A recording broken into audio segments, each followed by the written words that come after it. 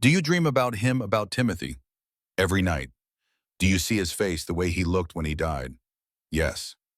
Good, because I want you to keep seeing it. I want you to live with what you did.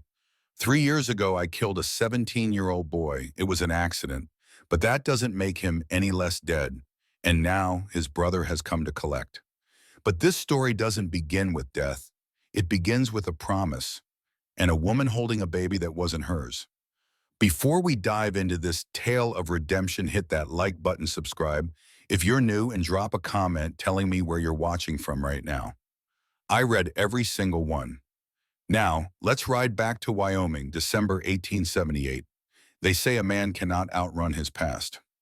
I tried for 3 long years, riding through territories where nobody knew the name Cole Brennan, where nobody whispered about the gunfight at Dodge City, where nobody remembered the 8 men I killed in a single bloody afternoon. I became James Dalton, just another ranch hand drifting through Wyoming territory, breaking horses and mending fences, and pretending that the ghosts of dead men did not visit me every night when I closed my eyes.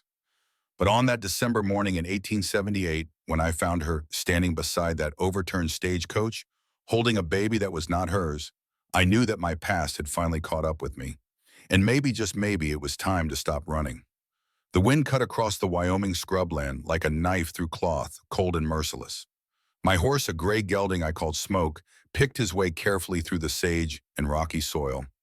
I had been tracking the Cutter gang for 2 days, following their trails south from the railroad camp they had hit near Laramie. 4 men, maybe 5, riding hard with stolen payroll money and no regard for who they hurt along the way. Silas Cutter was the kind of man who gave outlaws a bad name. He had fought in the war, came back broken and mean, and decided that the world owed him everything he could take at gunpoint. His brother Virgil was nearly as bad, and the men they rode with were cut from the same rotten cloth. They specialized in hitting remote targets where law was scarce and witnesses were easy to silence. I had tangled with them once before, back when I was still wearing a deputy's badge in a town I would rather forget. That was before I became James Dalton. That was when I was still Cole Brennan, when my reputation preceded me like a shadow I could not shake. The smoke rose thin and dark against the winter sky, maybe 3 miles ahead. Wrong color for a campfire, wrong time of day for cooking. I urged Smoke into a faster pace, my hand moving instinctively to check the Colt 45 on my right hip. The familiar weight was there, cold metal that had become an extension of my arm over too many years of violent work. As I crested a low rise, I saw it. The stagecoach lay on its side like a dying beast, one wheel still spinning slowly in the thin December sunlight. The horses that had pulled it were gone, either run off or stolen. Vultures circled overhead in lazy spirals, patient scavengers waiting for their turn. And standing beside the wreckage covered in dust and blood that might or might not be her own, was a woman holding a crying infant. She turned at the sound of hoofbeats, and I found myself looking into the most striking pair of blue eyes I had ever seen. They were wide with exhaustion and fear, but beneath that was something harder. Determination, maybe, or defiance. Her dark hair had come loose from its pins, falling in tangled waves around a face that would have been beautiful if it was not streaked with dirt and tears. Her dress was torn at the shoulder, the dark blue fabric ripped and stained. The baby in her arms could not have been more than a few months old, wrapped in a pink blanket that was somehow cleaner than anything else in sight. I reined Smoke to a halt 20 feet away, keeping my hand near my gun, but not on it. No sense spooking a woman who had already been through hell. "Are you hurt?" I called out, scanning the area for threats. My eyes took in the scene, quickly cataloging details the way I had been trained to do. The driver lay motionless 30 feet from the coach, his neck bent at an angle that told me he was dead before he hit the ground. Another body, a woman in a traveling dress, was partially visible inside the overturned coach. "No," the woman said, her voice rough but steady. "But they are. The driver died when we crashed. Mrs. Sullivan, she was the baby's mother. She made it a few minutes longer." She looked down at the infant, whose cries had subsided to whimpers. She asked me to take care of Hope, made me promise. I dismounted slowly, ground tying Smoke before approaching on foot. The woman watched me carefully, her arms tightening protectively around the baby. "What happened here?" I asked, though I already knew most of the answer. 4 men stopped us about an hour north of here," she said. "They wanted the strongbox the driver was carrying. He tried to outrun them, took a turn too fast. She swayed slightly on her feet, and I reached out instinctively to steady her. The moment my hand touched her elbow, something jolted through me. Not attraction, though she was beautiful despite the dirt and fear. Something deeper, more unsettling. A recognition I could not explain. I pulled my hand back quickly. "You need water," I said, moving to smoke to retrieve my canteen. "And shade, there is nothing but exposure out here." "The baby," the woman said, accepting the canteen but not drinking. "She needs water too. She is so small." "She is too young for water," I said gently. "How long since she nursed?" The woman's face crumpled slightly. "I do not know. Mrs. Sullivan was nursing her when the men stopped us. That was hours ago. She must be so hungry." I rubbed my jaw, thinking. The nearest town was Redemption Creek, a good 6 hours ride north on horseback. With a woman and an infant traveling on foot or double-mounted, it would take much longer. "We need to get moving," I said. "Redemption Creek has a doctor, and there is a woman there, Mrs. Chen, who just had a baby herself. She might be able to help." "I cannot leave them like this," the woman said, looking at the bodies. "It is not right." "I will come back for them, I promise you. Right now the living need help. That baby needs food and you need rest. The dead will keep." She looked down at the infant, whose face was scrunching up red, preparing for another wail. "You are right. I am sorry. I just promised her." Mrs. Sullivan was so scared, and she begged me to keep Hope safe. "Then that is what we will do," I said firmly. I moved to the overturned coach, searching through the wreckage. I found a carpet bag that must have belonged to the woman, and another smaller bag with baby clothes and blankets. Near the driver's body, I found the strong box, smashed open and empty. "Is this yours?" I asked, holding up the carpet bag. "Yes, thank you," she said, watching as I tied the bags to my saddle. "I am Eleanor Hartwell. People call me Nora. I was on my way to Redemption Creek to meet someone." I paused in my work, something in her tone catching my attention. "Meet someone?" "Mr. Clayton Ashford," she said, color rising in her cheeks. "I am a mail-order bride. We have been corresponding for 8 months. He is expecting me." I knew the name Clayton Ashford. Every man in 3 counties knew that name. He owned the biggest spread in the territory, ran cattle and horses on 5,000 acres of prime land. Rich, powerful, and by all accounts mean as a rattlesnake when crossed. I also knew something else about Clayton Ashford, something that made my stomach tighten with concern. But this was not the time or place for that conversation. "Can you ride?" I asked instead. "Yes, though it has been a while." "You will ride with me," I said. "It will be faster, and I can make sure you do not fall." I swung up into the saddle, then reached down for her. "Hand me the baby first." Nora hesitated, her arms tightening around Hope. "I have her." "Miss Hartwell, I need both hands to help you up, and you need both hands to mount. One of us has to hold her, and I am already in the saddle." Logic won out, and Nora carefully handed the baby up to me. I cradled her with surprising gentleness for a man with calloused, scarred hands. The baby quieted, perhaps responding to my calm demeanor. And then I looked down into her eyes. They were blue. Bright, clear blue, the color of a summer sky over the plains.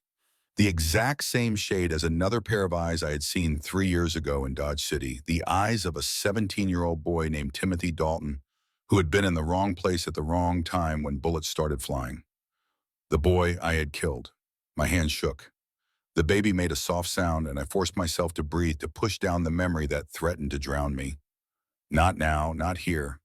Nora used the stirrup to pull herself up, and I shifted Hope to one arm while offering my other hand. With a boost, Nora settled behind me in the saddle, her presence warm against my back. "You will need to hold on," I said carefully, transferring Hope back to Nora's arms. "And hold her tight." Nora wrapped one arm around my waist, feeling the solid warmth of me through my shirt. It was improper, certainly, but these were extraordinary circumstances. Hope whimpered against her chest. "We will get her fed soon, little one," Nora murmured, and I felt something shift in my chest at the gentleness in her voice. We rode north at a steady pace, not too fast for fear of jarring the baby or unseating Nora, but quick enough to make good time. The Wyoming landscape stretched endlessly around us. Brown grass dotted with sage mountains rising purple in the distance. The sun beat down despite the December cold, and I could feel Nora wilting against my back as the miles passed. "Tell me about yourself," I said after an hour of silence, broken only by Hope's occasional fussing. Keep yourself awake. There is not much to tell, Nora said, her voice tired. I am from Boston originally. My father was a professor at Harvard. He died 2 years ago, heart disease. My mother passed when I was born, so it was just the two of us for a long time. I am sorry. Thank you. After father died, I worked as a governess for a wealthy family. It was not a good situation. The master of the house made unwanted advances, and when I refused, they dismissed me without references. There was bitterness in her voice. I could not find other work. The city is not kind to women alone with no family and no money. So you answered an advertisement, I said. Mr. Ashford's letters were very proper, she said defensively. He promised a comfortable home, security, respectability. That seemed like enough. I was quiet for a moment, choosing my words carefully. Security is not everything, Miss Hartwell. For a woman with no options, security is everything, Mr. Dalton. The name hit me like a fist. Dalton. The same name as the boy I had killed. Pure coincidence, of course. It was a common enough surname, but hearing it from her lips made my throat tight. What made you decide to take the baby? I asked, changing the subject. You could have left her with the bodies. Someone would have found them eventually. Nora was quiet for so long that I thought she might not answer. Finally, she spoke, her voice soft but fierce. Mrs. Sullivan was dying and she knew it. She looked at me with such desperation and asked if I had children. When I said no, she begged me to take hope. She said her husband was dead, killed in a mining accident 6 months ago, and she was traveling to Redemption Creek to live with her sister. She made me promise that I would find her sister, that I would not let Hope go to an orphanage. Nora's arm tightened around the baby. How could I refuse a dying woman's last wish? How could I leave this innocent child alone in the desert? You could have, I said quietly. Most people would have. It would have been easier. I could not leave her, Nora said firmly. I just could not. I felt those words settle into my bones like something inevitable. Neither could I said, and I meant it. We rode in companionable silence for a while. Nora shifted behind me, adjusting Hope in her arms. The baby had fallen asleep, exhausted from crying. You never told me your name, Nora said eventually. Your first name, I mean. I hesitated. The lie was automatic now, worn smooth from 3 years of repetition. James Dalton. And what brings you out here, Mr. Dalton tracking, whoever did this? Something like that, I said. I work at Red Mesa Ranch. The owner hired me to track some stolen horses. I thought it might be the same group that hit your stage. Are you a lawman? Another hesitation. Used to be, not anymore. Why did you stop? Because I killed a boy who never drew a gun. Because I could not look at myself in a mirror anymore. Because the law failed me when I needed it most, and I failed the people who depended on me. It was time for a change, I said instead. We crested a rise and I caught sight of fresh tracks cutting across our path. 4 horses riding hard, heading northwest. My jaw tightened. The Cutter gang had been here and recently. I urged Smoke to a stop near a small creek where a stand of cottonwoods offered some shade. We will rest here for a few minutes, I said. Let the baby sleep, let you catch your breath. Nora slid down from the saddle with my help, moving stiffly. I handed her the canteen again, and this time she drank deeply. Thank you, she said, wiping her mouth, for everything. You did not have to help us. Yes, I did, I said simply. I was checking Smoke's hooves when I heard it, the soft crunch of boots on gravel coming from the trees. My hand went to my gun in an instant, and I stepped in front of Nora, shielding her and the baby. 3 men emerged from the cottonwoods, guns already drawn. I recognized the youngest one immediately, a kid named Billy Cross who rode with the Cutter gang. He could not have been more than 20, with red hair and freckles that made him look even younger. But the gun in his hand was real enough, and so was the mean smile on his face. Well, Billy said, look what we got here. A cowboy playing hero. The 2 men with him spread out, flanking us. I kept my hand on my gun, but did not draw, not yet. Whatever business you have, it is not with them, I said evenly. Let them go. Billy laughed. That is real noble of you, friend. But see, there is a problem. The lady there, she can identify us. Saw our faces when we stopped her stage. That makes her a witness. She is just a woman with a baby, I said. She is no threat to you. Maybe not, Billy said. but dead witnesses do not testify. His eyes flicked to me, really seeing me for the first time. Something changed in his expression. Recognition followed by surprise, followed by a slow, nasty grin. "Holy hell," he said softly. "I know you. Took me a minute, but I know you. You are Cole Brennan." The name hung in the air like smoke from a gun barrel. Nora stiffened behind me. "I do not know what you are talking about," I said, but my voice was too tight, too controlled. "The hell you do not," Billy said, excitement creeping into his voice. "I saw you in Dodge City 3 years back.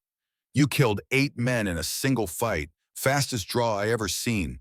You are a legend, Brennan." "You are mistaken," I said. "No mistake," Billy said. "I remember that scar on your face. I remember the way you moved. And I remember what happened after. How you killed that kid, that Dalton boy shot him right through the wall of the saloon. Heard you've been running ever since." I heard Nora's sharp intake of breath behind me. Felt the weight of her shock, her horror. "Mr. Dalton," she said, her voice small. "What is he talking about?" I could not answer her. Could not turn around and face the accusation in her eyes. Billy was still grinning. "Dalton, that is Rich. You took his name, did not you, the kid you killed. That is some cold blood right there, Brennan." "Shut up," I said, my voice low and dangerous. "Or what? You gonna kill us too?" Billy gestured to his companions. "There is 3 of us and 1 of you. Even Cole Brennan cannot beat those odds." "You want to find out," I said. For a long moment, nobody moved. The baby started to cry, a thin wail that cut through the tension. Billy's eyes flicked to Hope, then back to me. "Silas is gonna love this," he said. "Cole Brennan alive and well in Wyoming. He will pay good money for your head, Brennan. $500 at least." "Then come and collect," I said. Billy raised his gun, aiming at my chest. "You know what I think I will." Everything happened at once. I drew and fired in a single fluid motion, years of practice, making the movement faster than thought. My bullet took Billy in the shoulder, spinning him around. His gun went off, the bullet going wide. The man to Billy's left fired. I dropped and rolled, coming up on one knee as I fired again. The bullet caught him square in the chest and he went down hard. The third man was running at Nora. I did not have a clear shot, not with her in the way. I ran, closing the distance as he grabbed for her. She screamed, stumbling back with Hope clutched to her chest. I hit the man from the side, driving my shoulder into his ribs. We went down in a tangle of limbs. He was bigger than me, heavier, and he got his hands around my throat. I brought my knee up hard into his gut once, twice, until his grip loosened. Then I slammed the butt of my gun against his temple, and he went limp. Billy was on his feet, clutching his wounded shoulder, stumbling toward his horse. "Silas will hear about this," he shouted. "Cole Brennan is back. You are dead. Brennan, dead." He managed to get mounted and spurred his horse into a gallop, disappearing into the trees. I let him go. I had bigger problems. I turned to find Nora staring at me, her face pale, her eyes wide with shock. Hope was wailing in her arms, terrified by the violence. "You lied to me," Nora said, her voice shaking. "Your name is not James Dalton." I holstered my gun, my hands still steady despite the adrenaline coursing through my veins. "No, it is Cole Brennan. Yes, and you killed a boy, a 17-year-old boy." I looked away, unable to meet her eyes. "Yes." How? The word was barely a whisper. I made myself look at her, then made myself face what I had done. There was a gunfight in Dodge City. Gang of outlaws hit a saloon. I was deputy there. I went in shooting and I got them all. But one of my bullets went through a wall. My voice was flat, emotionless. It was the only way I could get the words out. There was a kid hiding behind the bar, Timothy Dalton, 17 years old. My bullet killed him. Nora's free hand went to her mouth. "Oh, God." "It was an accident," I said. "But that does not change the fact that he is dead because of me." So I ran, changed my name, tried to disappear. I gestured to the unconscious man at my feet. Guess I did not run far enough. "The name Dalton," Nora said slowly. "You took his name." "I thought I owed him that much," I said. Stupid maybe, but I needed something to remind me every day what I had done, what I am. "And what are you by him?" Nora asked, her voice harder now. I looked at her, at this woman who had promised to care for a stranger's baby, who had more courage in her little finger than most men had in their whole bodies. I am a man who made a terrible mistake, I said. A man who has been trying to outrun it ever since, and apparently a man whose past just caught up with him. Nora was quiet for a long moment, rocking Hope gently until the baby's cries subsided. Finally, she spoke. "We should keep moving," she said. "Hope needs to eat. Miss Hartwell, we will discuss this later, Mr. Brennan," she said coldly, "or whoever you are. Right now, this baby is more important than your identity crisis." It was a fair assessment. I tied up the unconscious outlaw and left him for the law to find later. Then I helped Nora back onto Smoke, and we rode on toward Redemption Creek. But the distance between us had grown. She no longer leaned against my back. Her arm around my waist was stiff formal, and every mile felt like a chasm opening up, swallowing whatever fragile trust we had begun to build. We reached Redemption Creek as the sun was beginning its descent toward the western mountains. The town was small but thriving, built along the Sweetwater River with a single main street lined with businesses: a hotel, a general store, a saloon, the sheriff's office, and Dr. Hayes's clinic on the edge of town. I guided Smoke straight to the clinic. Dr. William Hayes was a gruff man in his 50s who took one look at Hope and immediately sent for help. "Ruth Sullivan works here as my nurse," he said. "If this is Martha's baby, Ruth will want to know." Within minutes, a woman arrived, tall and dark-haired, with kind eyes that filled with tears the moment she saw Hope. Ruth Sullivan took the baby from Nora's arms and held her close, sobbing. "Martha," she whispered. "Oh God, Martha." Nora explained what had happened, her voice breaking when she described Martha's final moments. Ruth listened, tears streaming down her face, and when Nora finished, Ruth reached out and pulled her into a fierce embrace. "Thank you," Ruth said. "Thank you for keeping your promise, for bringing her to me." A Chinese woman arrived shortly after, introduced as Mei Chen. She had lost her own daughter to fever 2 weeks prior, but still had milk. When she saw Hope, her eyes filled with tears, but there was also something like relief in them. "Let me help," she said softly.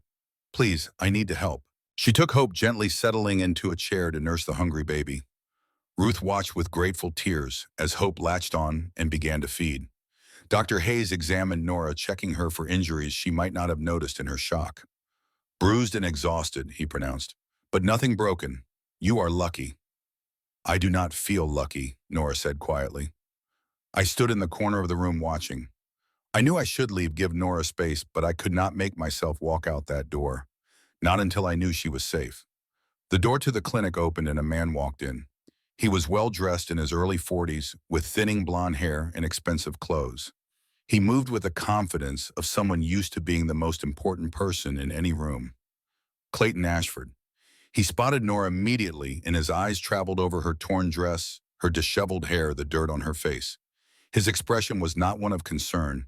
It was disappointment. "Miss Hartwell," he said, his voice cool. "I had hoped our first meeting would be under better circumstances."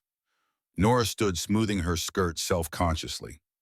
"Mr. Ashford, I apologize for my appearance. There was an accident." "So I heard," Clayton interrupted. "The stagecoach was attacked. Very unfortunate." He glanced at Hope, now sleeping peacefully in Mei Chen's arms. "And the child? Her mother asked me to bring her to her sister before she died," Nora explained. "I could not refuse." Clayton's expression hardened. "I see. Miss Hartwell, I think we need to have a conversation about expectations. I arranged for a mail-order bride, not a nursemaid with someone else's responsibilities." Ruth Sullivan stood up, her eyes flashing. "Excuse me, Hope is my niece. She is my responsibility." Clayton barely glanced at her. "Then you can have her. But Miss Hartwell came here to marry me, and I will not have our arrangement complicated by obligations to other people's children." I stepped forward before I could stop myself. "The lady kept a promise to a dying woman," I said. "That takes courage and honor. You should respect that, Mr. Ashford." Clayton turned to look at me for the first time, his gaze cold and assessing. "And you are James Dalton," I said, the lie coming easily despite Nora's sharp glance. "I brought Miss Hartwell here safely." "How noble," Clayton said, his tone making it clear he thought it was anything but. "Then your job is done. I will take care of my fiancé from here." "I am not your fiancé yet," Nora said quietly. "We have not even had a proper conversation." Clayton's smile did not reach his eyes. "Then let us have one." Now, in private. Nora looked at Hope at Ruth at me. I could see the exhaustion in her face, the weight of everything that had happened today pressing down on her. I need to rest first, she said. I can barely stand. Of course, Clayton said, though his tone suggested he was merely being polite. I have reserved a room for you at the Grand Hotel. We will talk tomorrow. But Miss Hartwell, we will need to come to an understanding about your priorities. He left without waiting for a response. The room was silent in his wake. Charming fellow, Ruth said dryly. Nora sank into a chair looking like she might cry. I wanted to go to her to offer comfort, but I had no right. Not after she learned who I really was. Sheriff Tom Morgan entered the clinic, then a weathered man in his 50s with sharp eyes that saw too much. He was one of the few people in Redemption Creek who knew my real identity, though we had agreed to keep it quiet. Heard there was trouble on the South Road, he said. Found a man tied up near Miller's Creek. Says Cole Brennan tried to kill him. Nora's eyes flew to me. Ruth and Dr. Hayes looked confused. Cole Brennan, the doctor asked. The gunfighter, I thought he was dead. Apparently not, Tom said, looking at me meaningfully. Apparently he is alive and well and causing trouble in my territory. I met his gaze steadily. The man you found is part of the Cutter gang. They hit the stagecoach, killed 2 people. I stopped him from killing Miss Hartwell and the baby. Tom nodded slowly. That is what I figured. But now Billy Cross is riding back to tell Silas Cutter that Cole Brennan is here. You know what that means. It means trouble, I said. It means more than trouble, Tom said. Silas has been looking for a way to make a name for himself. Killing Cole Brennan would do that. He will come for you. Let him come. This is my town, Cole, Tom said quietly. I cannot have a war in my streets. Then I will leave, I said. No. The word came from Nora sharp and sudden. Everyone turned to look at her. No, you will not leave. Not until you take me to Clayton's ranch tomorrow and make sure I arrive safely. Miss Hartwell, I began. You owe me that much, she said, her blue eyes boring into mine. After lying to me about who you are, after putting me in danger by being who you are, you owe me safe passage to my destination. She was right, and we both knew it. All right, I said. I will take you there tomorrow. Good. Nora stood swaying slightly. Ruth rushed to steady her. Now, if someone could show me to this hotel room, I would like to sleep for about a year. Dr. Hayes's wife, Margaret, appeared and offered to walk Nora to the Grand Hotel. As they left, Nora did not look back at me. Not once. When they were gone, Tom turned to me. You are playing a dangerous game, Cole. I know. That woman, Miss Hartwell, she is supposed to marry Clayton Ashford. I know that too. Do you know about Ashford's first wife? I looked at him sharply. What about her? Tom glanced around, making sure we were alone. Ruth had taken Hope into another room with Mei Chen. Dr. Hayes was cleaning up. Rebecca Ashford died 2 years ago, Tom said quietly. Fell off her horse, they said. Broke her neck. But Dr. Hayes told me something in confidence. The day before she died, Rebecca came to him covered in bruises. Said her husband had beaten her. Said she was afraid of him. My blood ran cold. And nobody did anything. No proof, Tom said.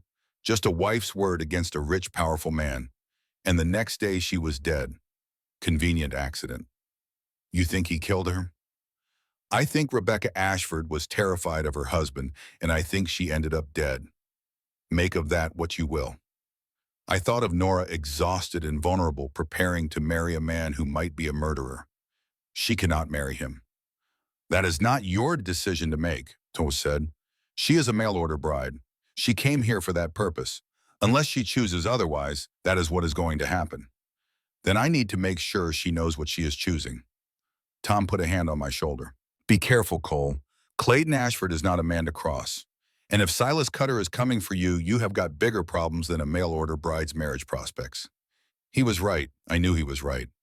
But as I stood there in that clinic, thinking about Nora's blue eyes and the way she had held that baby, the way she had kept her promise to a dying woman, despite having every reason not to, I knew I could not just walk away. I checked into the boarding house where I kept a room when I was in town, but I did not sleep. I sat by the window watching the street waiting. Silas Cutter would come. It was only a question of when.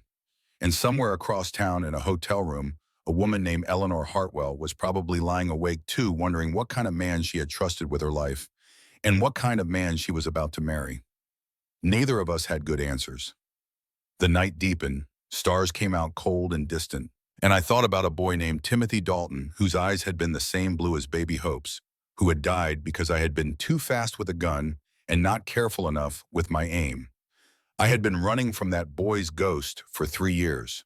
But tonight, holding Hope in my arms, seeing those blue eyes look up at me with perfect trust and innocence, I realized something. I was not running anymore. Whatever happened next, whatever price I had to pay, I was done running. Nora Hartwell had made a promise to a dying woman and kept it despite the cost. The least I could do was face my own past with the same courage. Enfin, tomorrow I would take her to Clayton Ashford's ranch. I would make sure she was safe. And then I would deal with Silas Cutter with my reputation, with all the blood and violence that followed me like a shadow. But tonight I sat in the darkness and thought about redemption and whether a man like me could ever truly find it. The answer I suspected would come soon enough. Dawn broke over Redemption Creek like a promise that might not be kept. I stood on the porch of the boarding house, coffee in hand, watching the town wake up. Smoke rose from chimneys. The blacksmith's hammer rang out its first strikes of the day. Normal people going about normal lives, unaware that violence was riding toward them. I had not slept. Every time I closed my eyes, I saw Timothy Dalton's face, then baby Hope's eyes, then Nora's expression when she learned who I really was. The three images blurred together until I could not separate them anymore. Sheriff Tom found me there as the sun cleared the eastern mountains. Silas Cutter rode into town an hour ago, he said without preamble. He is at the Lucky Strike Saloon with his brother Virgil and 2 other men. Dutch Kern and another gun hand I do not recognize. 4 men, I said. 4 that I have seen. Could be more. Tom leaned against the porch railing. He is asking for you, not James Dalton. Cole Brennan says he wants to settle accounts. What kind of accounts? The kind that end with one of you dead. Tom pulled out a cigarette, lit it. You could leave Cole. Right out before this gets ugly. I would not stop you. Yes, you would, I said. It is your job to stop me. Tom smiled grimly. Maybe, but I also know you did not ask for this. Billy Cross ran his mouth and now Silas sees an opportunity. Killing Cole Brennan would make his reputation. He would be the fastest gun in Wyoming. He is not that fast. Fast enough to be dangerous. And he has got 3 men backing him up. Tom exhaled smoke. You planning to take all 4 of them? I am planning to get Miss Hartwell safely to Ashford's ranch, I said. After that, Silas can do what he wants. You really think he will wait that long? I did not answer because we both knew he would not. The door to the Grand Hotel opened across the street. Nora emerged wearing a clean dress that someone must have loaned her. Her hair was pinned up properly now, and in the morning light she looked like what she was born to be. A professor's daughter, educated, refined, too good for this rough territory, too good for men like Clayton Ashford, too good for men like me. She saw me watching and hesitated. For a moment I thought she might turn around and go back inside. But then she squared her shoulders and crossed the street. Mr. Brennan, she said formally, or should I say Mr. Dalton, I am never quite sure anymore. Cole will do, I said. Cole then, she glanced at Sheriff Tom. Sheriff Morgan, good morning. Miss Hartwell, Tom said, tipping his hat, I will leave you 2 to talk. He gave me a meaningful look before heading back toward his office. Nora and I stood in awkward silence. Finally, she spoke. I want to thank you, she said, for getting Hope and me to safety yesterday. Whatever else you may be, you kept us alive. It was the least I could do. Was it? Her blue eyes were sharp. Because it seems to me you put us in danger simply by being who you are. Billy Cross would not have attacked if you were just a ranch hand. She was right, and the truth of it stung. I did not know Billy would recognize me. But you knew it was a possibility, Nora said. You have been hiding your identity for 3 years. You must have known that someday someone would see through the disguise. Yes. And you let me get on that horse with you anyway. You let me trust you. I met her gaze. I could have left you there. You and Hope. Left you to die in the desert. Would that have been better? Nora flinched. No, but you could have told me the truth. Would you have believed me? Would you have trusted Cole Brennan, the man who killed a boy, to get you to safety? She did not answer, which was answer enough. I need to take you to Clayton's ranch, I said, changing the subject. That was our agreement. I have not agreed to anything with Clayton yet, Nora said. I barely know the man. Yesterday was supposed to be our first proper meeting, and instead I arrived covered in blood and carrying someone else's baby. Not exactly the impression a mail-order bride hopes to make. You made an impression, I said. Question is whether it is the one you wanted. Nora looked away. He was not what I expected. His letters were so warm, so kind. But in person he is cold, calculating. He looked at Hope like she was a problem to be solved, not a baby who just lost her mother. That is who Clayton Ashford is, I said, a man who sees everything as a transaction. You know him? I know of him. Everyone in this territory knows of him. I hesitated, then decided she deserved the truth. His first wife died 2 years ago. They said it was a riding accident. Nora's face paled. They said Dr. Hayes told Sheriff Morgan that Rebecca Ashford came to him the day before she died. She was covered in bruises. Said her husband had beaten her. Said she was afraid. Dear God, Nora whispered. There was no proof, just her word. And the next day she was dead. Nora sat down heavily on the porch steps. I sat beside her, keeping a respectful distance. Why are you telling me this, she asked. Because you should know what kind of man you are about to marry. I am not about to marry him, Nora said firmly. I have not agreed to anything yet. But Cole, what choice do I have? I have no money, no family, no way to get back to Boston. Clayton paid for my passage here. Legally, I am obligated to marry him or pay him back. How much? $300 for the tickets, the clothes he sent, the arrangements. She laughed bitterly. I would have to work for years to earn that much. Then work for years, I said. It is better than marrying a man who might kill you. Nora looked at me, really looked at me for the first time since learning my real name. Who are you, Cole Brennan, Shalom? I thought about that question. Who was I? A killer, a coward, a man trying to atone for a sin that could not be forgiven. I am someone who made a terrible mistake, I said finally. I killed a boy who never drew a gun. It was an accident, but that does not make him any less dead. I have been running from that for 3 years trying to be someone else. But running does not change what happened. It just delays the reckoning. Is that why you are still here? Nora asked. Even though you know Silas Cutter is looking for you because you think you deserve whatever is coming. Maybe, I said, or maybe I am just tired of running. Before Nora could respond, the sound of boots on wood made us both turn. A man was walking down the street toward us, tall and lean, with a face like weathered leather. Silas Cutter. He stopped 20 feet away, his hand resting on the gun at his hip. Cole Brennan, he called out. Been a long time. I stood slowly. Silas? Heard you were dead, Silas said. Heard you put a bullet in your own head out of guilt over that boy you killed. Guess the rumors were wrong. Guess so, Silas grinned, showing yellow teeth. I am glad.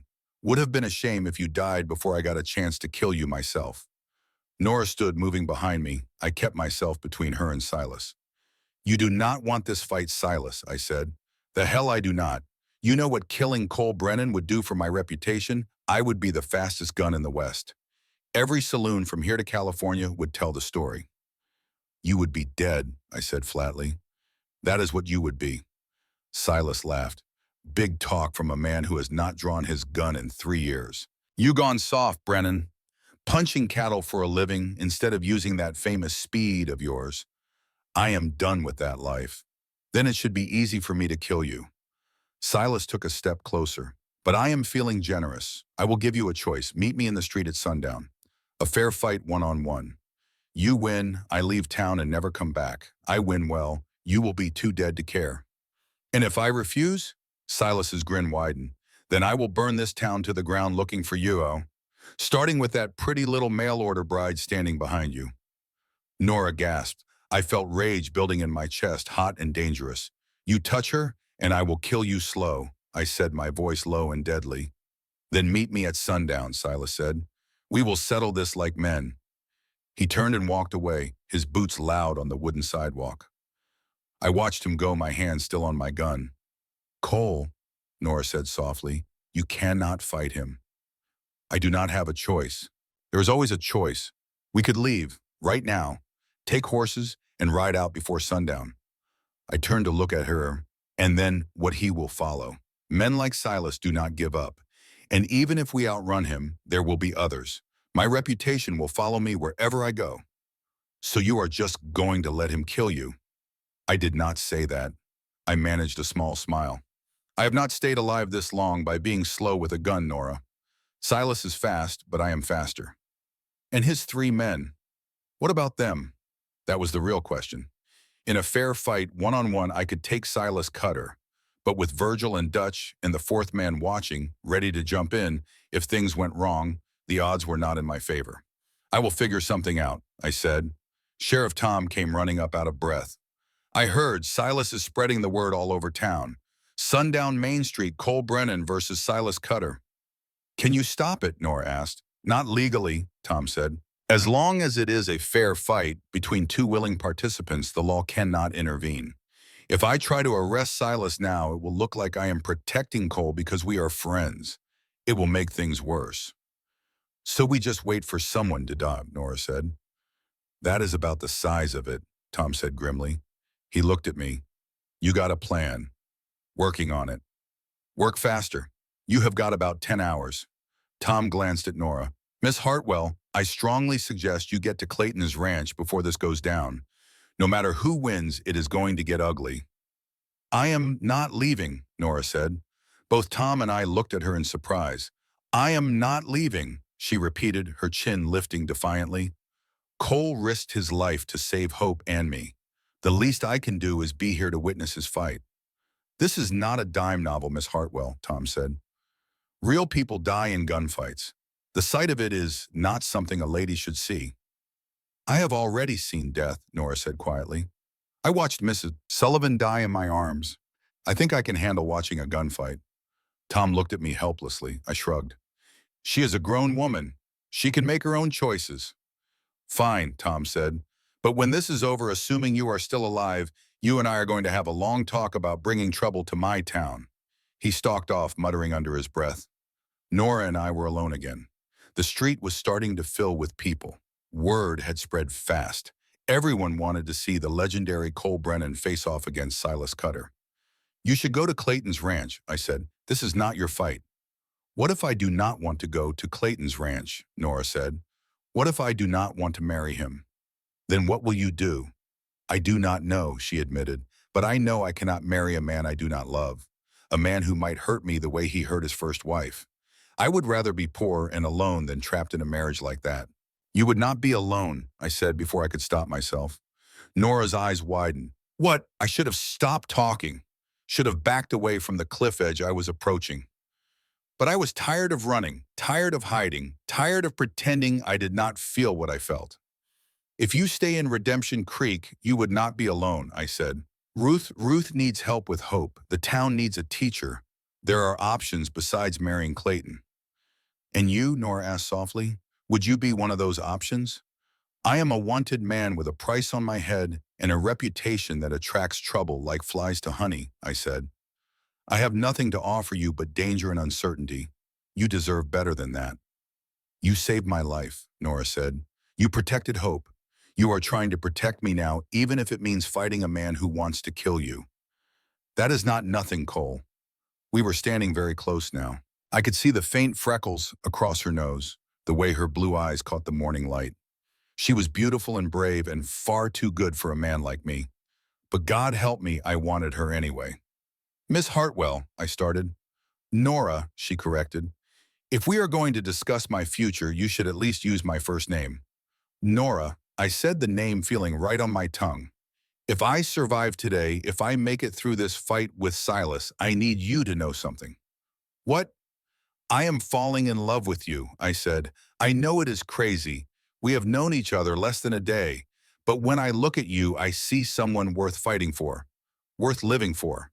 And I have not felt that way about anything in 3 years. Nora's breath caught. Cole, you do not have to say anything, I said quickly. I know you came here to marry Clayton. I know I am the last person you should have feelings for. But I needed you to know, in case I do not survive today. For a long moment, Nora just looked at me. Then she did something I never expected. She kissed me.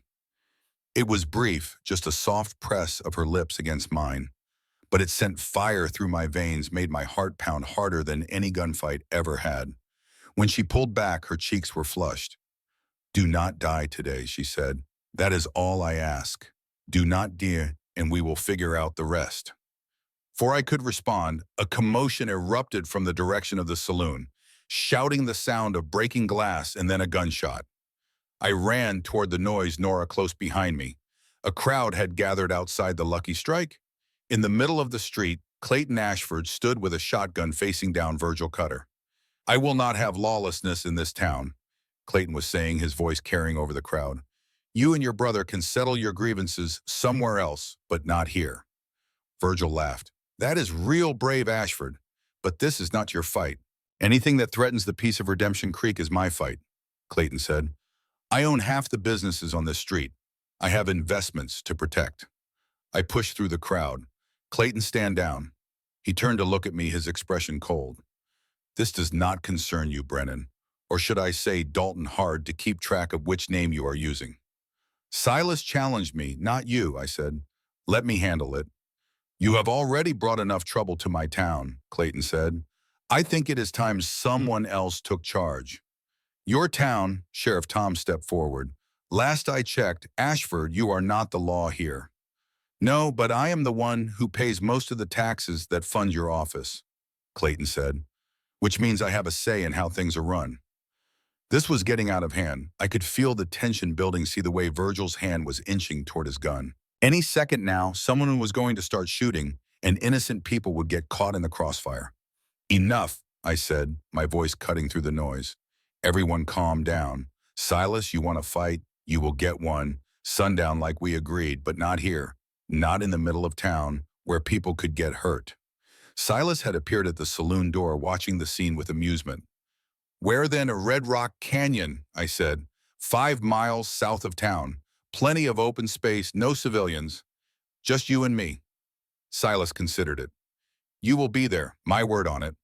And if you do not show, then you can burn the whole territory down for all I care," I said. "But I will be there." Silas nodded slowly. "All right, Brennan. Red Rock Canyon, sundown. Do not be late." He turned and walked back into the saloon, Virgil and Dutch following. The crowd began to disperse, people talking excitedly about the upcoming fight. Clayton lowered his shotgun, his eyes on me. "You are a fool, Brennan. Silas will kill you." "Maybe," I said, "but at least it will not be in the middle of town." Clayton turned to Nora. "Miss Hartwell, I think we should discuss our arrangement. Now." "I am not going anywhere with you," Nora said. Clayton's jaw tightened. "We had an agreement." "An agreement I am reconsidering," Nora said. "You paid for my passage here, and I will repay you. Every penny, but I will not marry you."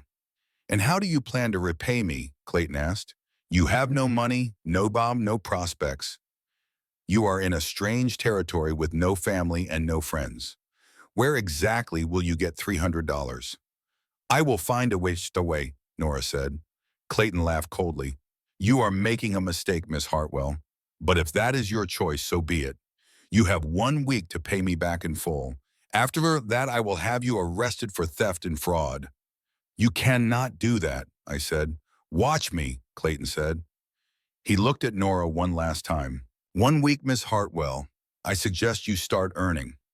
He walked away, leaving us standing in the street. Sheriff Tom whistled low.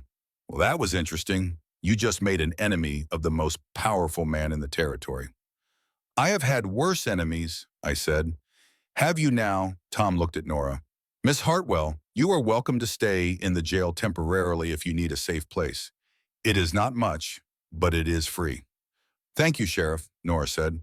"But Ruth Sullivan has offered me a room at her house. I will be staying there while I figure things out." Tom nodded. "Good. At least you will have someone looking out for you." He clapped me on the shoulder. "And you, Cole, try not to get killed today. I would hate to lose a friend." "I will do my best," I said. The hours until sundown passed in a blur. I spent them preparing, checking my guns, making sure my horse was ready in case I needed to leave town quickly. I also spent time with Sheriff Tom discussing what would happen if I did not make it back. "If Silas kills me, he will want to make a name for himself," I said. He might try to take over the territory, push out the smaller ranchers, and consolidate power. You need to be ready for that. There is one more thing, I said. I sent word to Ezra Stone yesterday. He is an old friend from my deputy days, retired now, but still handy with a rifle. If he got my message, he might be watching the canyon tonight. Ezra Stone. Tom raised an eyebrow. I thought he was dead. Everyone thinks everyone from those days is dead, I said. Sometimes they are wrong. I will handle it, Tom said. But you are not going to die today, Cole. You are too stubborn for that.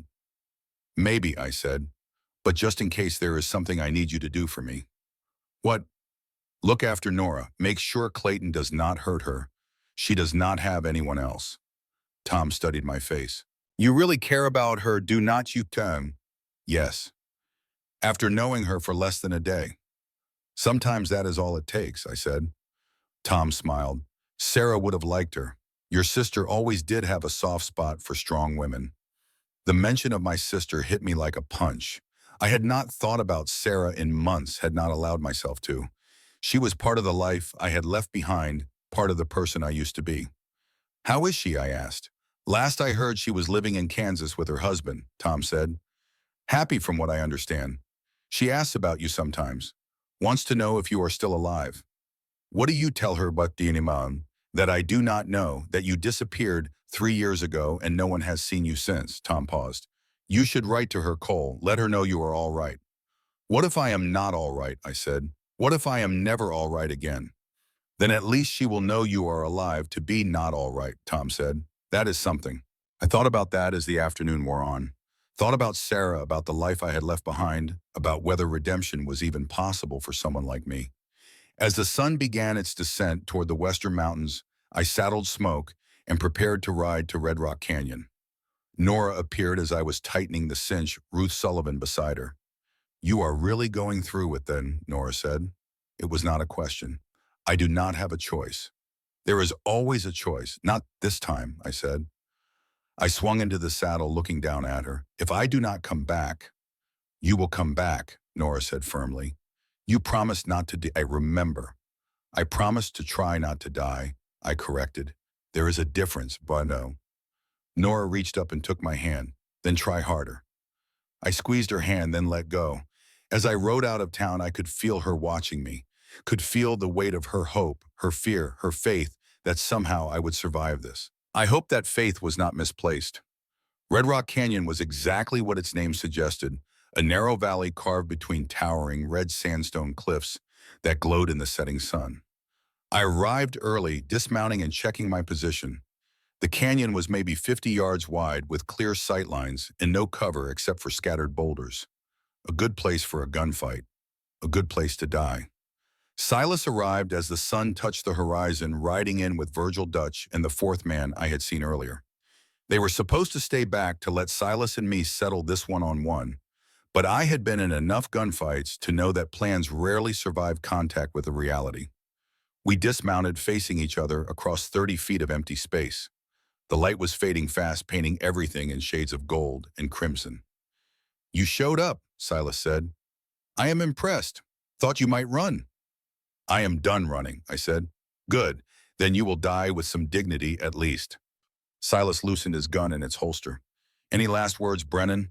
Just one question, I said. Why do you care so much about killing me? We have never had a quarrel before today. Silas grinned. Because killing Cole Brennan will make me famous. That is all the reason I need. Fame is not worth dying for, I said. We will see who is doing the dying. Silas gestured to the 3 men with him. They are just here to watch. Make sure it is a fair fight. Is that what they are here for? I asked. Or are they here to make sure you win? Guess you will find out, Silas said. We squared off, hands hovering over our guns. The wind had died down. Everything was still except for the fading light and the pounding of my heart. On 3, Silas said. 1. My muscles tensed, my mind focusing down to a single point. 2. Time seemed to slow. I could see every detail with crystalline clarity. The sweat on Silas's face, the way his fingers flexed, the slight widening of his eyes that meant he was about to draw. 3. But before either of us could move, a gunshot rang out from the rocks behind me.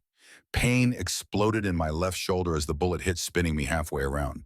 I went down on one knee, my right hand still reaching for my gun out of pure instinct. Through the haze of pain, I saw Dutch Kearns standing on a boulder 50 feet away, smoke rising from his rifle. "Damn it, Dutch," Silas shouted. "I said I would handle this." "Billy Cross paid me extra to make sure Brennan died," Dutch called back. "Nothing personal, Silas. Just business." Silas turned red with fury, but before he could do anything, chaos erupted. Sheriff Tom appeared from behind the rocks on the opposite side, his rifle aimed at Dutch. "Drop the gun." Dutch swung toward Tom and fired. Tom returned fire and Dutch went down clutching his leg. Virgil drew on Tom. I forced myself to my feet, my left arm hanging useless at my side, and drew my Colt with my right hand. The world narrowed to tunnel vision as I fired, hitting Virgil in the chest. He dropped like a stone. The fourth man went for his gun. Another shot rang out, this one from a different direction. The man jerked and fell, blood blooming on his shoulder. I turned to see Ezra Stone, an old friend from my gunfighting days, lowering a rifle from the ridgeline. He gave me a casual salute before disappearing back into the rocks. Silas and I were the only ones left standing. He stared at the carnage around us, his face twisted with rage. "You set me up," he said. "No," I said, my voice tight with pain. "But I had friends watching my back, just in case." Silas drew his gun. I was already drawing mine. Despite the bullet in my shoulder, despite the pain, my hand was steady and fast. 2 shots rang out as one. Silas's bullet went wide, thrown off by his anger. Mine did not. He looked down at this red stain spreading across his chest, then back up at me. "Fastest damn draw I ever saw," he said. Then he collapsed. I stood there for a moment, swaying on my feet. Tom ran over and caught me as I started to fall. "Easy, Cole, I got you." "The others?" I managed to ask. "Dutch will live. Virgil will not. The fourth man is just wounded." Tom looked at Silas's body. "Silas is done." "Good," I said. Then everything went black. I woke up in Dr. Hayes's clinic, my shoulder bandaged and my arm in a sling. The room was dim, lit only by a single lantern. For a moment, I could not remember where I was or what had happened. Then it all came rushing back. The gunfight, Silas, the bullet in my shoulder. "Easy," a soft voice said. I turned my head to see Nora sitting in a chair beside the bed. "You are safe. You are in town." "How long?" My voice was rough. 2 days, Nora said. "You lost a lot of blood. Dr. Hayes had to dig the bullet out. He said you are lucky it did not hit anything vital." "Lucky," I repeated. "That is one way to put it." Nora reached out and took my good hand. "You scared me. When they brought you back unconscious, covered in blood, I thought." "I am all right," I said. "Takes more than a bullet to kill Cole Brennan." "Apparently." She smiled, but there were tears in her eyes. "Sheriff Morgan told me what happened. How Dutch shot you from behind. How your friends came to help." "Ezra always did have good timing," I said. "And Sheriff Morgan said Silas is dead." "Yes." Nora was quiet for a moment. "Does it bother you, killing him?" I thought about that. "No, Silas made his choice when he came after me. I just made sure he did not get another chance." I looked at her. "Does that make me a bad person?" "I do not know," Nora said honestly, "but I do know that you are a person who keeps his promises. You said you would try not to die, and you did. Barely. Barely counts." She squeezed my hand. "Cole, I need to tell you something about Clayton." "What about him?" "He came to see me yesterday. At Ruth's house. He said he was willing to forgive my debt if I would reconsider marrying him." My chest tightened. "And what did you say?" I said no. Nora met my eyes. "I told him I would find another way to repay him, that I would work for it, borrow it, do whatever I had to do, but I would not marry him." "Nora, $300 is a lot of money." "I know, but Ruth offered to help. She said she has some savings and she can lend me half if I work at the clinic as her assistant. And Dr. Hayes said he would pay me $20 a month for the work."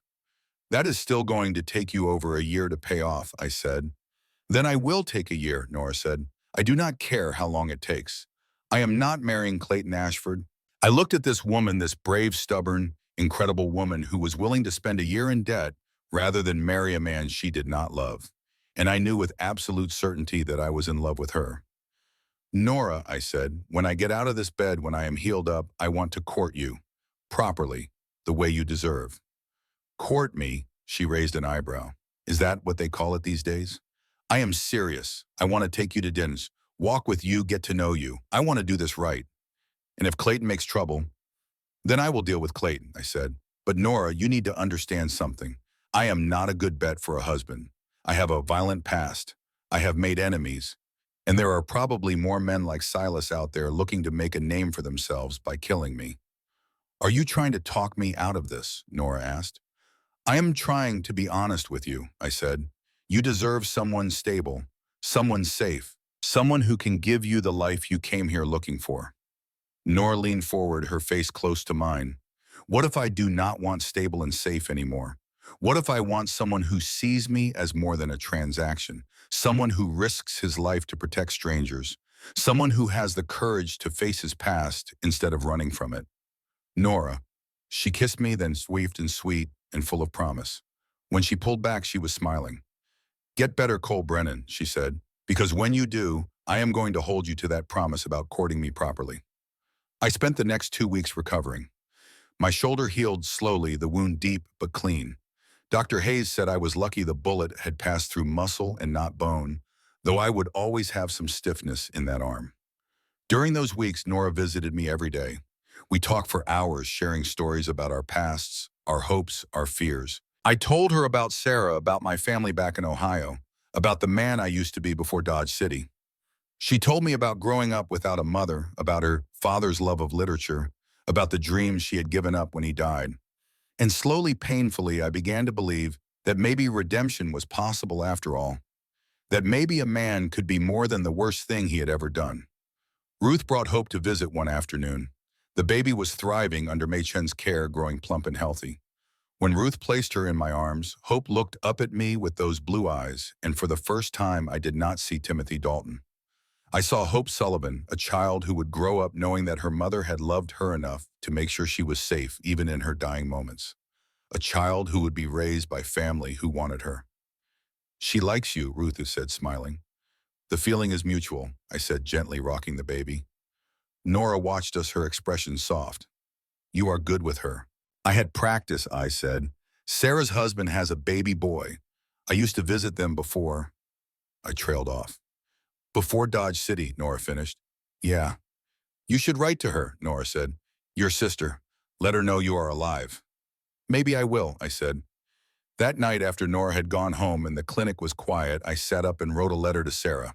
It was the hardest thing I had written in years. I told her where I was, what I had been doing about the gunfight with Silas, about Nora. I did not tell her about Timothy Dalton. Some wounds were still too raw to put into words. I gave the letter to Sheriff Tom to mail the next morning. Think she will write back, I asked. Only one way to find out, Tom said.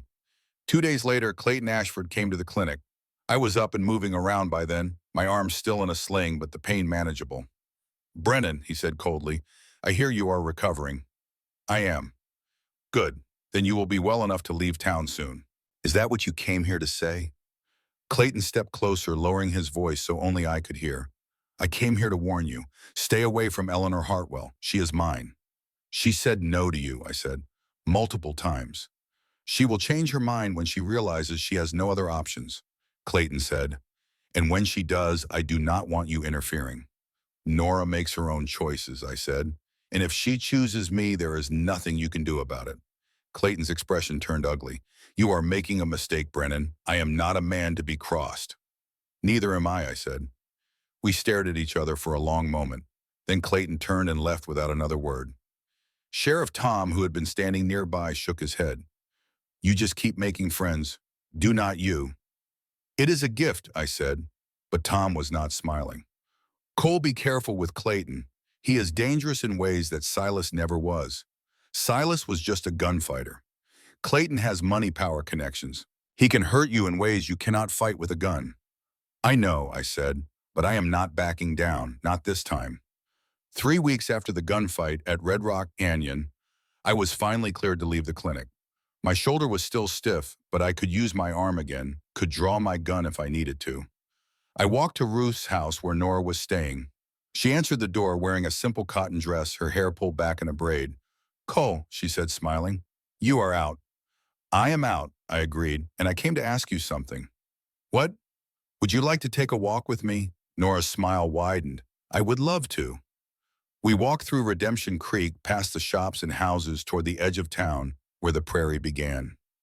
It was a beautiful spring day, the kind that made you believe winter was truly over.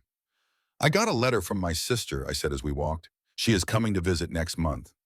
"Cole, that is wonderful." "She wants to meet you," I said. "I told her about you in my letter, about how you kept your promise to Mrs. Sullivan, about how you are the bravest person I have ever met." Nora blushed. "I am not that brave." "Yes, you are," I said. "You turned down a rich, powerful man because you refused to compromise your principles. You chose a year of debt and hard work over an easy life with someone who did not respect you. That takes courage." We had reached the edge of town now, where the buildings gave way to open land. I stopped and turned to face her. "Nora, I know we have not known each other long. I know my past is complicated and my future is uncertain, but I need you to know that I am serious about this, about us. I want to build a life with you if you will have me." "Cole," Nora said softly, "I came to Redemption Creek looking for security, for a comfortable life free from worry. But you know what I found instead?" "What?" "I found someone who makes me feel alive. Someone who challenges me to be braver than I thought I could be. Someone who looks at me and sees not just what I can provide, but who I am." She took my hands. "So yes, Cole Brennan, I will have you, all of you past and present and future." I kissed her then, right there on the edge of town with the whole prairie stretching out before us. And for the first time in 3 years, I felt something like hope. We did not know what the future would bring. We did not know if Clayton would make trouble or if more gunfighters would come looking for Cole Brennan, or if we could really build a life together in this rough territory. But we would face it together, and that was enough. 3 months passed like a dream I was afraid to wake from. I took a job as deputy sheriff working alongside Tom Morgan to keep the peace in Redemption Creek. The pay was modest, but it was honest work, and for the first time in years, I could look at myself in a mirror without feeling shame. Nora worked at Dr. Hayes's clinic, assisting Ruth with patients and learning the basics of nursing. She was a natural, her gentle manner and quick mind, making her invaluable. Between her salary and the money Ruth loaned her, she was slowly paying down her debt to Clayton Ashford. Every Sunday after church, we would walk together along the river. Sometimes we talked for hours. Sometimes we just sat in comfortable silence, watching the water flow past. I told her things I had never told anyone about the nightmares that still woke me some nights, about the weight of Timothy Dalton's death that I carried like a stone in my chest. And she listened without judgment, without trying to fix me or tell me I was forgiven. She just listened, and somehow that was enough. Sarah arrived in early March, stepping off the train with her husband William and their baby son. When she saw me waiting on the platform, she dropped her bags and ran to me, throwing her arms around my neck. "You idiot!" she sobbed into my shoulder. "You stupid, stubborn idiot! I thought you were dead." "I am sorry," I said, holding her tight. "I am so sorry, Sarah." She pulled back, wiping her eyes. "Do not ever do that again. Do not ever disappear like that. Do you understand me?" "I understand." Sarah looked me over, taking in the deputy's badge on my chest, the way I stood straighter than I had in years. "You look good, Cole. Different. Better." "I am trying to be," I said. She turned to Nora, who had been hanging back politely. "And you must be Eleanor. Cole wrote me so much about you, I feel like I already know you." Nora blushed. "He wrote about you, too. I am glad to finally meet you." Sarah pulled Nora into a hug. "Thank you," she whispered, "for giving my brother a reason to come back to the world."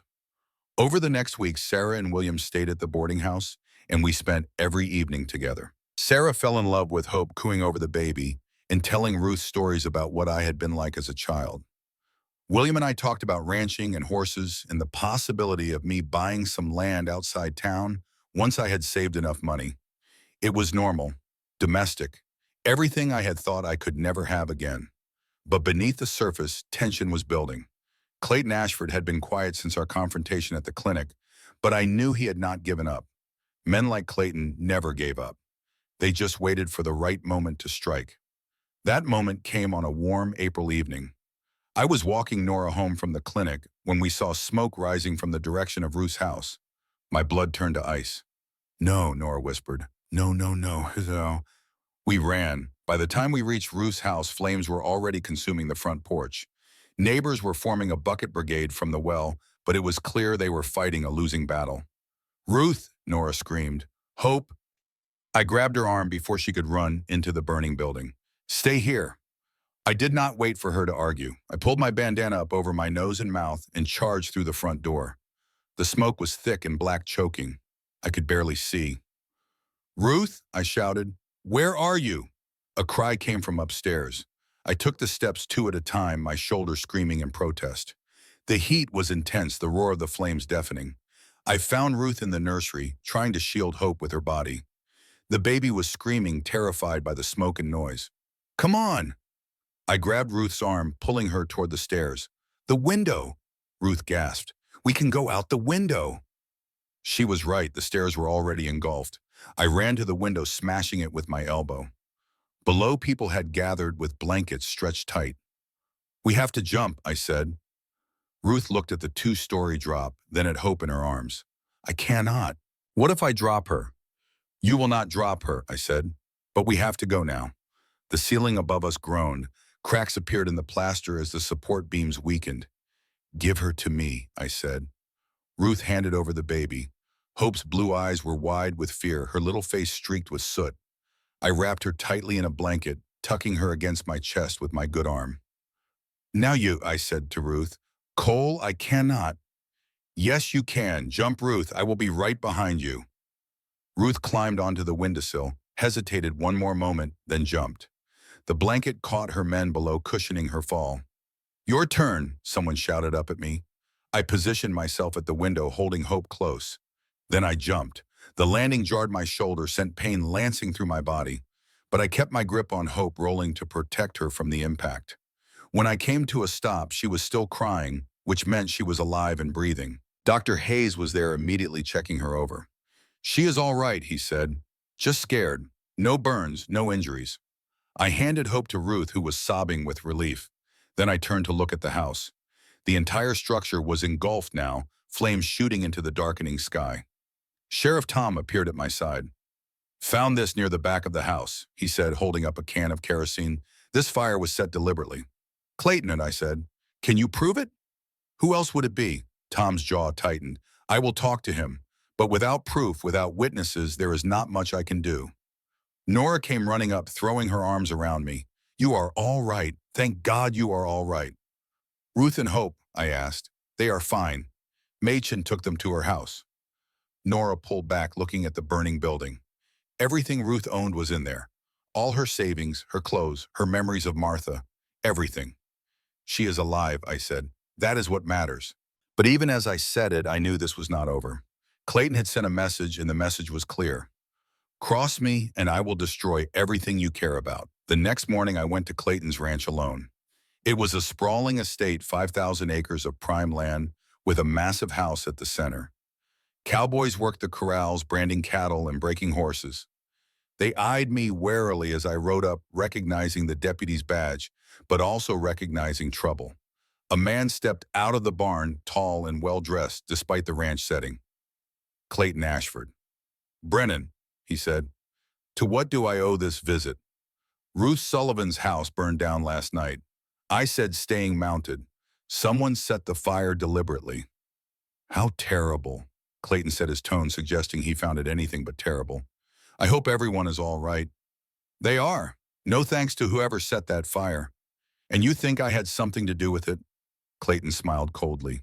That is a serious accusation, Deputy. Do you have any proof? Not yet, I said, but I will find it, and when I do, I will see you hang. Brave words from a man with a checkered past, Clayton said. Tell me, Brennan, does Miss Hartwell know about all the men you have killed? Does she know about the boy in Dodge City? About the nightmares you must have, the blood on your hands?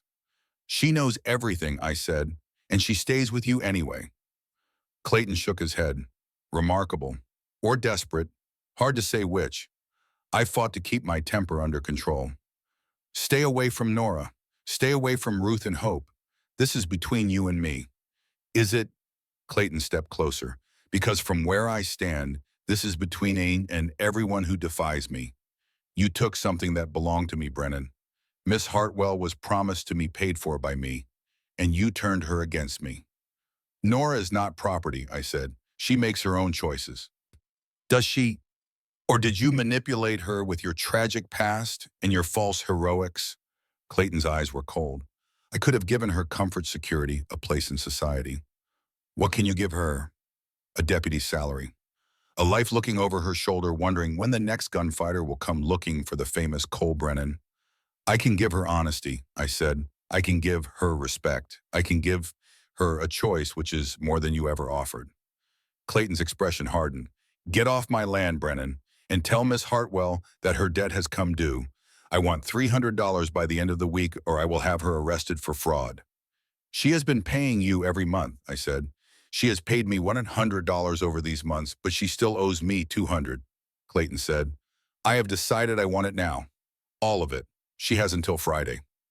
It was Wednesday. There was no way Nora could come up with $200 in 2 days. This is about revenge, I said, not money. This is about getting what I am owed, Clayton said. Now get off my property before I have my men throw you off. I wanted to drag him off his porch and beat him until he took back his threats. But I was wearing a badge now. I had to do this by the law, even when the law felt inadequate. I rode back to town, my mind racing. $200. Where could we get $200? Sheriff Tom was waiting at the office when I arrived. How did it go? About as well as you would expect, I said, dismounting. He is demanding Nora pay her full in debt by Friday, $200, or he has her arrested. Tom swore. Can he do that? Technically, yes. She signed a contract. If she does not fulfill it or pay the debt, it is fraud. But she has been paying him monthly. He is calling in the full amount now, says it is his right. I paced the small office. Tom, I need money. Do you know anyone who would lend me $200? Tom shook his head slowly. Cole, nobody in this town has that kind of money just lying around. And even if they did, lending it to you would make Clayton their enemy. Most folks cannot afford that. Then what do I do? I asked, frustration boiling over. Let him arrest her. Let him win. Maybe you should ask Nora what she wants, Tom said quietly. He was right. I found Nora at Machen's house helping Ruth sort through donated clothes and supplies. When she saw my face, she stood immediately. What happened? I told her about my conversation with Clayton about his demand for immediate payment. Nora listened without interrupting, her face growing paler with each word. $200 by Friday, she said when I finished. That is impossible. I know. I am trying to find someone who will lend it to us, but nobody will go against Clayton, Nora finished. She sat down heavily. So what are my options? Let him have me arrested. Go to debtor's prison. There is another option, Ruth said quietly. She had been listening from across the room. You could marry him. No, I said immediately. No, Nora echoed. I will not do that. I would rather go to prison. Then go to prison, Ruth said, for a week, maybe 2, long enough for us to raise the money properly. I have some jewelry I can sell. Machen said she has savings. Dr. Hayes might help. We can get the $200, Nora. We just need time. She cannot go to prison, I said. Do you know what happens to women in territorial prisons? The conditions are barbaric. Then what do you suggest? Ruth asked. I did not have an answer. The room fell silent, everyone lost in their own thoughts. Finally, Nora spoke. There is one more option, one we have not discussed. What? I asked. She looked at me, her blue eyes steady. We could leave. Tonight. Just ride out and never come back. Run away, Ruth said. Nor that would make you a fugitive. You would be looking over your shoulder for the rest of your life. I know, Nora said, but at least it would be my life, my choice, not Clayton's. I knelt in front of her, taking her hands. Nora, if we run, we can never come back here. You would have to leave Ruth and Hope. Leave the friends you have made. Is that really what you want? I want to be with you, Nora said. Everything else is secondary. Even if it means living as a fugitive, never settling down, never having a real home. Nora squeezed my hands. Home is not a place, Cole. It is a person. and my home is wherever you are." Before I could respond, the door burst open. Sheriff Tom stood there breathing hard. "Cole, we have got a problem. A big one." "What now?" "A man just rode into town, says his name is Marcus Dalton, says he is looking for the man who killed his brother." "What does he look like?" I asked, though I already dreaded the answer. "Tall, brown hair, blue eyes," Tom said. "Same eyes as the boy in that photograph they printed after Dodge City." The room went deadly quiet. I felt the blood drain from my face. "Timothy Dalton's brother," I said. Tom nodded. "He has got 5 men with him, professional gunfighters by the look of them. And Cole, he says he knows you are here, says he will burn the town down if you do not face him." I stood slowly, my mind reeling.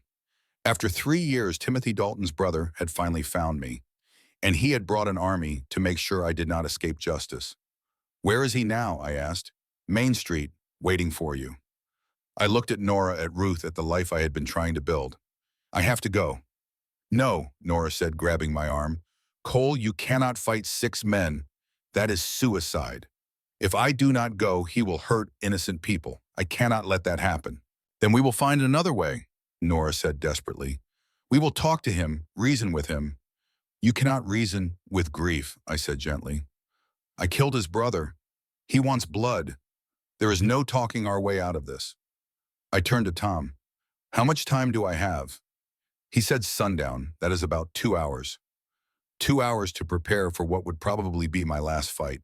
2 hours to say goodbye to the life I had found here. I walked back to the boarding house, Nora following. In my room, I cleaned my guns, checked my ammunition. My hands were steady, my mind calm. This was familiar territory, the preparations before a fight. I had done this 100 times before. "There has to be another way," Nora said from the doorway. "There is not," I said without looking up. "Marcus Dalton has every right to want me dead. I killed his brother, an innocent boy who never hurt anyone. It was an accident. That does not make Timothy any less dead." I holstered my guns, stood to face her. "Nora, I need you to promise me something." "Do not," she said, tears in her eyes. "Do not say goodbye. Promise me that if I do not come back, you will leave Redemption Creek. Go somewhere Clayton cannot find you. Start over." "I am not making that promise," Nora said, "because you are coming back." "Nora." She crossed the room in 3 steps and kissed me, fierce and desperate. When she pulled back, she was crying. "You are coming back, Cole Brennan. Do you hear me? You are coming back, and we are getting married, and we are going to have a life together. That is what is going to happen." I wanted to believe her. God, how I wanted to believe her. "I love you," I said. "I need you to know that. Whatever happens today, I love you." "I love you too," Nora whispered. "So come back to me." I walked to the main street as the sun began its descent. Marcus Dalton stood in the center of the road surrounded by his 5 gunfighters. He was a tall man in his mid-30s, with brown hair and blue eyes that looked eerily like his brother's. "Cole Brennan," he called it out, "finally we meet." "Marcus Dalton," I said, stopping 30 feet away. "I am sorry about your brother." "Are you?" Marcus's voice was cold. "Sorry enough to die for it?" "If that is what it takes," Marcus gestured to his men. "I brought them to make sure you could not run. But I will give you a choice. Face me one-on-one fair fight, or face all 6 of us at once." "And if I win the one-on-one," I asked. "Then you have earned the right to live with what you did," Marcus said. "I will leave and I will never bother you again." It was more than I deserved, more than I had any right to expect. "One-on-one then," I said. Marcus nodded to his men. They stepped back, forming a loose circle around us. I saw Sheriff Tom at the edge of the crowd, his hand on his gun. I saw Nora standing on the clinic porch, her face pale. I saw Sarah holding her baby William's arm around her shoulders. All these people I cared about watching what might be my last moments. "Before we do this," Marcus said, "I want you to know something. Timothy was not just my brother. He was my best friend. He was 17 years old, and he had his whole life ahead of him.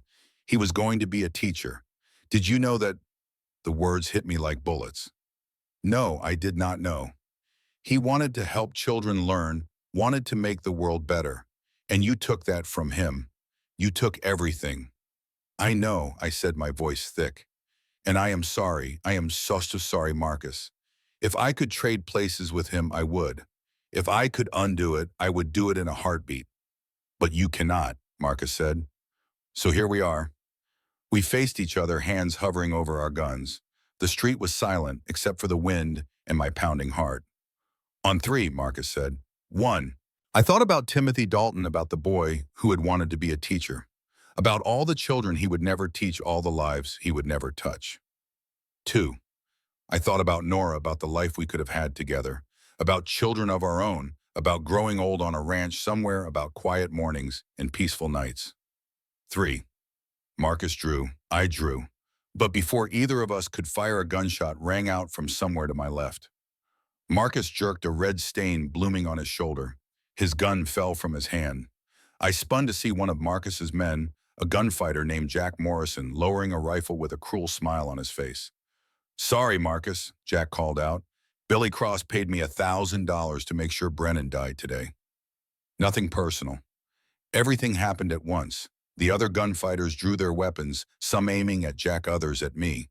Sheriff Tom opened fire, hitting one of the gunfighters in the leg. People screamed and scattered. I dove behind a water trough as bullets tore through the air.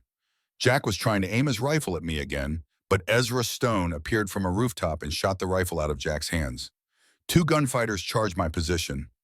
I came up shooting, hitting one in the chest. The other got a shot off that grazed my ribs, but I put him down with my second bullet. Marcus had retrieved his gun with his good hand and was shooting at Jack Morrison. They were both taking cover behind wagons, trading fire. The fifth gunfighter had Sheriff Tom pinned down behind a barrel.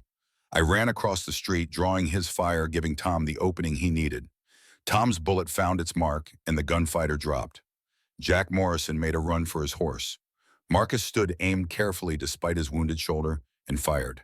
Jack fell, clutching his leg. Then suddenly it was over. 4 gunfighters were down, dead or wounded. Jack Morrison was groaning on the ground, his legs shattered. And Marcus Dalton was standing in the middle of the street, his gun still in his hand, looking at me. We stared at each other across the carnage.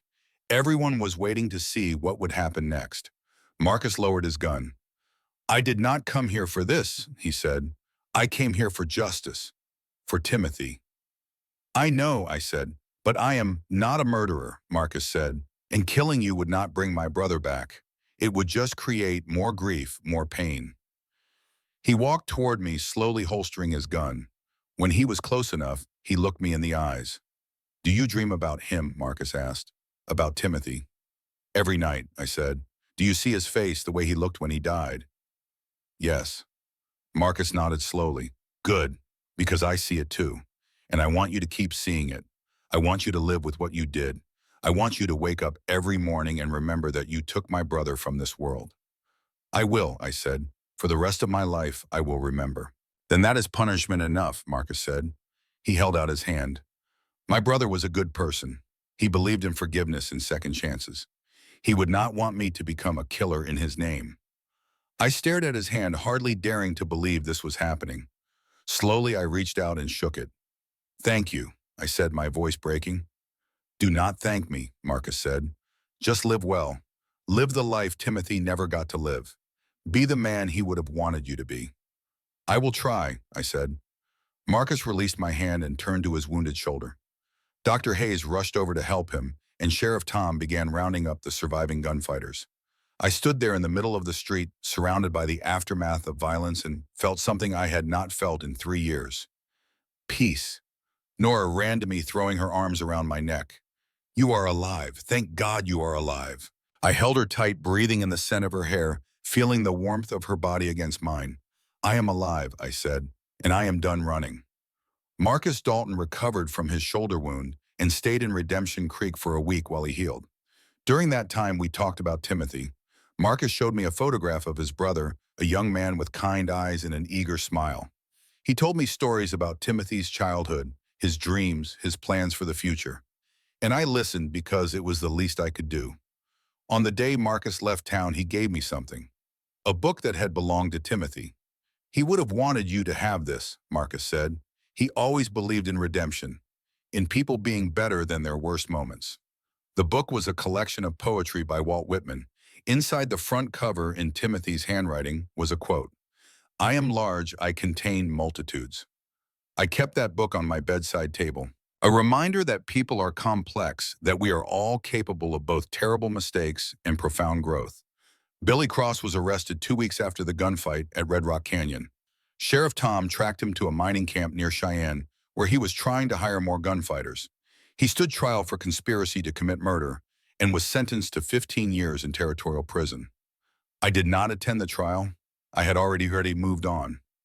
As for Clayton Ashford, his threats became meaningless after the gunfight. The town had seen me face down 6 men to protect them, had seen Marcus Dalton offer forgiveness. Public opinion turned against Clayton's petty revenge. Ruth and Dr. Hayes confronted him together with half the town, backing them up. They told him they would all contribute to pay off Nora's debt in full right then and there. And if he refused, if he tried to have Nora arrested, they would make sure everyone knew exactly what kind of man he really was. Clayton took the money. 2 days later, he left Redemption Creek for business in Denver and never came back. Rumors said he had gotten into legal trouble over some shady land deals. I did not care enough to find out if it was true. All that mattered was that Nora was free. We were married in May in the small church on the edge of town. Sarah was Nora's maid of honor. Sheriff Tom stood up as my best man. Hope, now over a year old and toddling everywhere, served as flower girl under Ruth's watchful eye. Pastor Miller performed the ceremony. Do you, Cole Brennan, take Eleanor Hartwell to be your lawfully wedded wife? I do, I said, looking into Nora's blue eyes, for as long as we both shall live. And do you, Eleanor Hartwell, take Cole Brennan to be your lawfully wedded husband? I do, Nora said, tears of joy on her cheeks, for better or worse, in sickness and in health, until death do us part. Then by the power vested in me, I pronounce you husband and wife. You may kiss your bride. I kissed her there in front of everyone, and the little church erupted in applause. We bought a small piece of land outside town, 20 acres with a creek running through it. Nothing fancy, but it was ours. We built a house together, just 2 rooms at first, with plans to add more as we needed them. Sarah and William settled in Kansas, but they wrote often. Sarah's letters were full of news about her growing family, her garden, the quiet life she was building. She always ended with the same line, I am proud of you, brother. Keep being the man you are becoming. 6 months after our wedding, Nora told me she was pregnant. We sat on the porch of our little house, watching the sunset, her hand resting on her still flat stomach. What should we name him? I asked. How do you know it is a him? Nora teased. I do not. But if it is a me, I want to name him Timothy. Nora looked at me, understanding in her eyes. Timothy Brennan. I like that. And if it is a girl, then we name her Hope, Nora said, after the baby who brought us together. Our son was born the following spring, healthy and loud and perfect. We named him Timothy Cole Brennan, and when I held him for the first time, I made him a promise. I am going to be better for you, I whispered. I am going to be the father Timothy Dalton never got to have, the man his brother believed I could be. Ruth brought Hope to visit often. The little girl who had lost her mother had grown into a bright, happy child who called Nora Aunt Nora and me Uncle Cole. She adored baby Timothy, sitting next to his cradle for hours singing to him in her small, sweet voice. I continued working as deputy sheriff. The pay was not much, but it was enough, and more importantly, it gave me purpose. I could help people, protect people, make the territory a little bit safer and more just. One evening, about a year after Timothy was born, I was walking home from the office when I saw a man being thrown out of the saloon. He was drunk, stumbling, angry. He pulled a gun and started waving it around, shouting threats. 3 years ago, I would have shot him without hesitation. Cole Brennan, the fastest gun in the West, eliminating a threat. But I was not that man anymore. I approached slowly, hands visible. Put the gun down, friend. No one needs to get hurt today. Stay back, the man shouted. I will shoot you. You could, I said calmly, but then you would have to live with killing a man, and trust me, that is not something you want on your conscience. The man wavered, the gun shaking in his hand. You do not understand. My wife left me, took my kids. I got nothing. I understand more than you think, I said. I know what it is like to lose everything, to feel like you have got nothing left to live for. But shooting someone would not bring your family back. It would just destroy whatever chance you have of rebuilding. How do you know? The man asked, tears streaming down his face. Because I have been where you are, I said, lost, angry, wanting to hurt someone just to make the pain stop. But hurting others does not heal you. it just makes everything worse. I took another step closer, my hand outstretched. Give me the gun. Let me help you. For a long moment, the man just stared at me. Then slowly he lowered the weapon. I took it gently from his hand and passed it to Sheriff Tom, who had come up behind me. Thank you, I said to the man. That took courage. He collapsed to his knees, sobbing. I helped him up and walked him to the jail, not to lock him up, but to let him sleep off the liquor in a safe place. Later that night, I told Nora what had happened. You talked him down, she said, amazed. Without violence, without a gunfight. I am not the man I used to be, I said. No, Nora agreed, touching my face. You are better. On a crisp autumn day when Timothy was 2 years old, we had visitors. Marcus Dalton rode up to our house with a woman and a young girl. Marcus, I said, surprised, I did not know you were in the territory. I am passing through on my way to Oregon, Marcus said. He gestured to the woman. This is my wife, Catherine, and this is our daughter, Sarah, named after your sister. We invited them in for dinner, while the women talked and the children played. Marcus and I sat on the porch. I wanted you to see, Marcus said, that I took my own advice. I am living the life Timothy would have wanted. I got married, started a family. I am opening a school in Oregon, going to teach just like he planned to do. That is good, I said. Really good, Marcus. And you, Marcus asked, are you living the life you should be living? I looked through the window at Nora laughing with Catherine, at Timothy playing with little Sarah at the home we had built together. Yes, I said, I think I am. Marcus smiled. Timothy would be glad to hear that. He always believed people could change, could be better.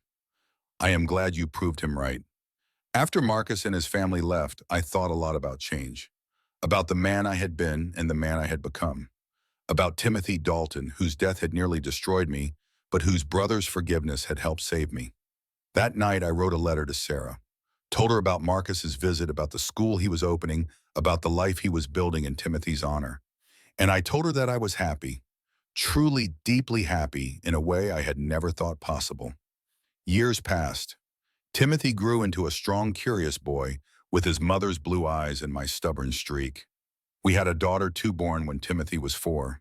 We named her Grace after the promise that had brought Nora and me together. I worked as deputy for 5 more years before Sheriff Tom retired and the town council asked me to take his place. Sheriff Cole Brennan. It felt strange at first wearing that title, but I wore it with honor, always remembering where I had come from and who I was trying to be. Nora opened a school in Redemption Creek, teaching reading and writing to children from all over the territory. Hope was one of her first students, a bright girl who loved books as much as her aunt had. Ruth remarried a good man named Samuel, who had lost his own wife to fever. They ran the clinic together with May Chen's help, serving the growing community. Sarah and William visited every summer, bringing their children to play with ours. We would sit on the porch in the evenings watching the kids chase fireflies, talking about crops and weather, and the ordinary miracles of daily life. On quiet nights when everyone was asleep, I would sometimes take out Timothy Dalton's book and read the poems by lamplight. And I would think about the boy I had killed, the brother who had forgiven me, the life I had built from the ashes of my mistakes. I never forgot what I had done.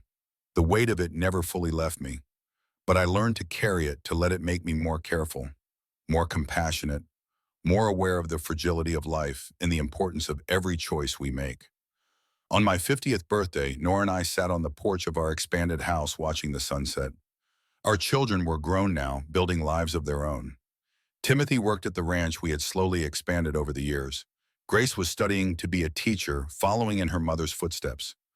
Do you ever regret it? Nora asked, taking my hand. Staying here, building this life. Not for a single moment, I said. You, Mom, never, she said. Though I do sometimes wonder what would have happened if I had married Clayton Ashford. You would have been miserable, I said. Probably, Nora agreed, but I would have been secure, comfortable. I would have had a big house and nice dresses and everything a woman is supposed to want. And would that have been enough? Nora looked at me, her blue eyes still as striking as they had been that first day. No, because I would not have had you. I kissed her then, just as the sun dipped below the horizon, painting the sky in shades of gold and crimson. And I thought about how strange life was, how a stagecoach accident and a dying woman's plea had led me to the love of my life, How a terrible mistake had forced me to confront who I was and decide who I wanted to be. How forgiveness, both given and received, had the power to heal wounds that seemed too deep to mend. I had been Cole Brennan the gunfighter, the killer, the man running from his past. Then I had been James Dalton hiding behind a dead boy's name trying to disappear. Now I was just Cole, husband, father, sheriff, a man who had made terrible mistakes but who tried every day to do better, to be better, to live in a way that honored the second chance I had been given. The stars came out bright and cold and eternal. Somewhere out there, I like to think Timothy Dalton was at peace knowing that his death, tragic as it was, had led to something good, that it had changed me in ways that rippled out into the world, touching the lives of everyone I met. Nora leaned her head on my shoulder. "What are you thinking about redemption?" I said, "and whether a man can ever truly be redeemed for the worst things he has done." "I think," Nora said slowly, "that redemption is not about erasing the past. It is about learning from it, growing from it, becoming someone who would never make that mistake again. And if you do that, then yes," Nora said, "you are redeemed. Not because you deserve it, but because you have become someone new, someone better." I held her close there on the porch of our home, surrounded by the life we had built together. And for the first time in more than 20 years, I felt the weight of Timothy Dalton's death shift just slightly. It would always be there, always be a part of me, but it did not define me anymore. I had been given a second chance and I had not wasted it. I had loved and been loved. I had raised children who knew right from wrong. I had protected the innocent and helped the helpless. I had tried every single day to be worthy of the life I had been allowed to keep. And maybe, just maybe, that was enough. The end of one story. The beginning of the rest of my life.